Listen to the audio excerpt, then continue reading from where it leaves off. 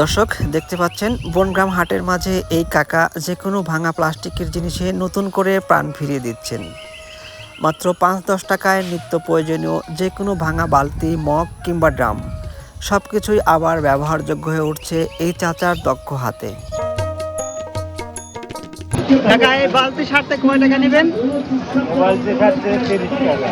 ৩০ টাকা নেবেন না? আচ্ছা আচ্ছা। কয় বছর ধরে এই কাজ করেন কাকা? ৩০-৩৫ বছর। ৩৫। এইটারে বলে তাতাল কাকা, নাকি বলে? টাকা এইখান থেকে আর ভাঙবে না কাকা, না? না, এখন তো ভাঙার সম্ভাবনা নাই।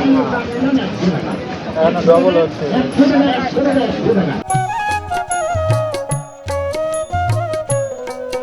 কাকা দুলাউরি বাজারেও বসেন না? হ্যাঁ, বাড়ি ধুলাউড়ি। ও আচ্ছা আচ্ছা। বাজারের সাথেই বাড়ি। মাদ্রাসা আছে, মাদ্রাসার সাথে। হ্যাঁ, এই মুরই ইসলামী ব্যাংকের গেটেই। ইসলামী ব্যাংকের গেটেই।